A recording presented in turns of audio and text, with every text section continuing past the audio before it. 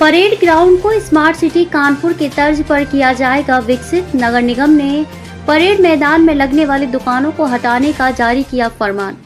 सपा विधायक मौके पर पहुंचकर व्यापारियों के साथ बैठे धरने पर। कानपुर के प्रसिद्ध रामलीला मैदान परेड ग्राउंड को अब विकसित किया जाएगा और स्मार्ट सिटी कानपुर की तर्ज पर इसका विकास होगा। नगर निगम द्वारा दुकानें हटवाने का फरमान जारी कर दिया गया है, जिसके चलते व्यापारियों का आक्रोश जाहिर हो रहा है। व्यापारियों का आरोप है कि नगर निगम की दोहरी नीतियों के चलते परेड मैदान में दुकान लगाकर अपने परिवार का भरण पोषण करने वाले हम सैकड़ों दुकानदारों की रोजी रोटी खतरे में पड़ गई। रामलीला के समाप्त होने के बाद जब हम दुकानदारों ने अपनी अपनी दुकान लगानी शुरू की, तभी परेड मैदान में अचानक ही नगर निगम का पूरा प्रवर्तन दस्ता आ धमका और सभी दुकानदारों की बांसबल्लियां हटाने के साथ ही दुकानदारों को वहां पर दुकान न लगाने की हिदायत दी। मामले की जानकारी होते ही दुकानदारों ने हंगामा करना शुरू कर दिया। इसी बीच दुकानदारों द्वारा सूचना मिलने पर मौके पर पहुंचे समाजवादी पार्टी के विधायक अमिताभ वाजपेयी ने परेड ग्राउंड पहुंचकर दुकानदारों का साथ दिया और मौके पर ही धरने पर बैठ गए।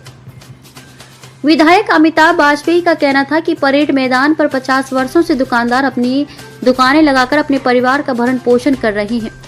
वह मैदान में दुकान लगाने के नाम पर नगर निगम की रसीद भी कटवाते हैं तथा टैक्स भी जमा करते हैं। जब रामलीला की शुरुआत होती है तब परेड मैदान से दुकान हटा दी जाती है और लगभग 1.5 महीने बाद दोबारा मैदान में दुकान लगा दी जाती है। परंतु इस बार रामलीला के समाप्त होने के पश्चात जब दुकानदारों ने अपनी दुकान लगानी शुरू की, तभी नगर निगम ने अपना नया फरमान जारी कर दिया और परेड मैदान खाली करने का अल्टीमेटम सुना दिया। साथ ही ये चेतावनी भी दी कि अगर दुकान लगाओगे तो कानूनी कार्रवाई भी की जाएगी। उधर मामले को लेकर नगर निगम के प्रवर्तन दस्ते के प्रभारी आलोकनाथ ने कहा कि परेड मैदान पर दुकान नहीं लगेंगी, बल्कि इस ग्राउंड को विकसित किया जाएगा और स्मार्ट सिटी कानपुर के तर्ज पर इसका विकास होगा। फिलहाल दोनों ही पक्षों में तनातनी बनी हुई है। मेरा मोहम्मद सरताज।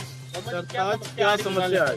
हमारा यहाँ कारोबार था और आज से नहीं 84 में दंगा हुआ है, हमारा किले से माल उठा है और मेरे पास उसके कागज रखे हुए, यहाँ की हम रसीद भी कटवा चुके हैं। आज हम लोगों के ऊपर दिक्कतें आ रही हैं। रसीद क्या कटी, किसके नाम पे?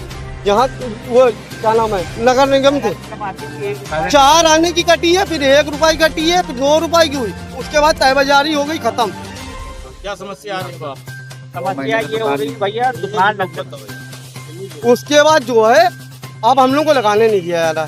आप कह रहे कि यहाँ पर इंटरलॉक होगा, हम ये भी कह रहे कि आप इंटरलॉक कर लिए तो आप हमको लगाने, तो जो हमारे बहन भाई हैं और यहाँ सब मुस्लिम एकता है और हिंदू भाई हमारे भी लगाते हैं। हम लोग कहे कि हमारे मिले जुले सब आते हैं।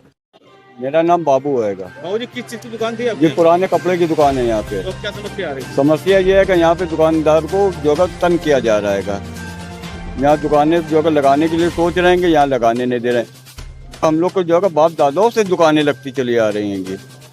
अधिकारी क्या बताते हैं? यहाँ बोल रहे हैं कि अभी सुंदरीकरण हो जाएगा, उसके बाद में आपको डिसाइड बताएंगे बाद में। तो लगाने आए तो इनको रोक दिया गया कि अभी आप 8 दिन और रुक जाइए। कारण नहीं बताया जा रहा।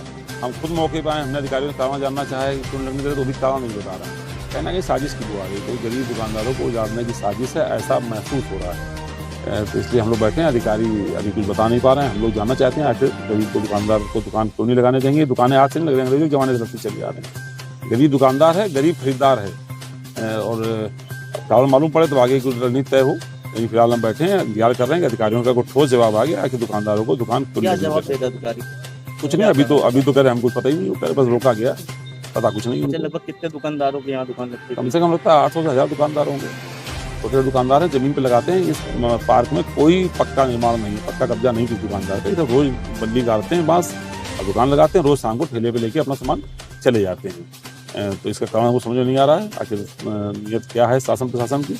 लेकिन हम बैठे हैं और देखते हैं क्या जवाब आ रहा। नहीं तो दुकानदारों के हक की लड़ाई लड़ेंगे पूरे तरीके से। गरीब दुकानदार इसमें, हर जात धर्म का दुकानदार इसमें है, गरीब आदमी है, इसके हक की लड़ाई हम लड़ेंगे। रोजी रोटी अगर किसी को हम दे नहीं सकते तो किसी की रोटी छीनने नहीं देंगे।